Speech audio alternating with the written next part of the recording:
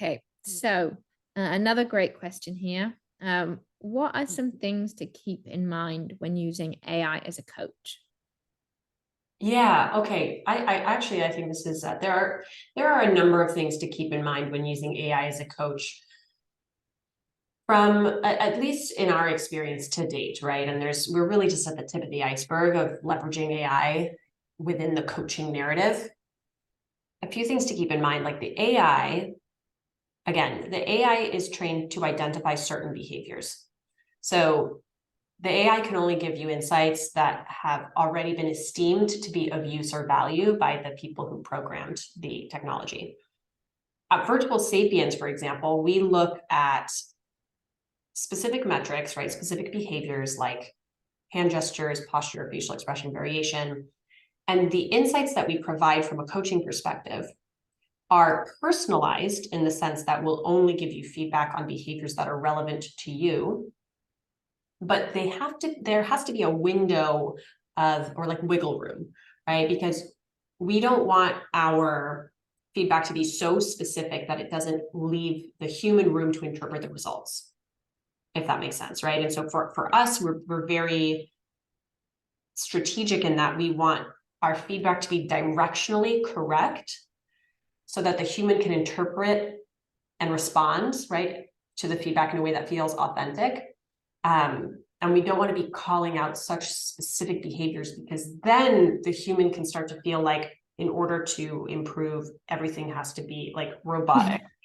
And so I think like I would challenge anyone who uses AI as a coach to just keep a real interpretive mindset when looking at the results. Yeah. And we have to remember that the data coming out is data that we put in.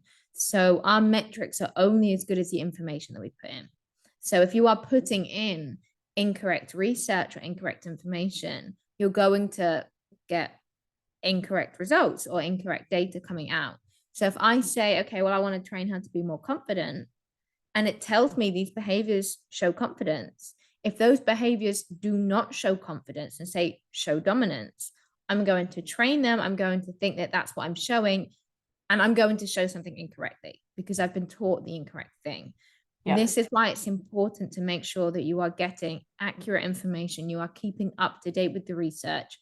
You are talking to experts. You are not talking to self-proclaimed experts that cannot back that up with evidence, with qualifications, things like that, because you have to be very aware of this, because this is the problem that I see most often. People are taught the wrong information and cannot source where that information has come from, or they source it through things like blogs or YouTube videos instead of journal articles with the empirical research. Yeah, and that is critical, right? Yes. Like, we're really lucky to have you, Abby, and your sharp eye for this. But I know like anytime we update something or if new research comes out and it's like, oh, we Yes. just learned, right, that on Yes, video, absolutely.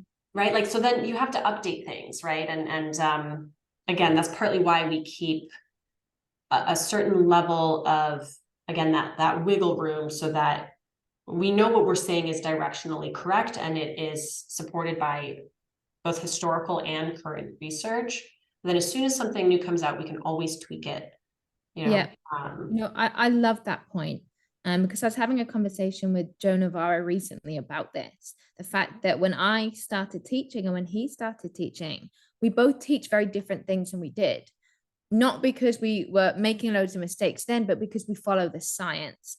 Science grows, science changes, we learn more. And there's always this hesitancy to say, oh, I taught this before, so I've got to continue teaching it, rather than, oh, well, I need to now adapt, because we want to stick to what we taught, because we think that it makes us look like we're not capable and not consistent if we now change. But science grows, we learn more. So we have to constantly adapt, particularly when it comes to human behavior, because it is so complicated.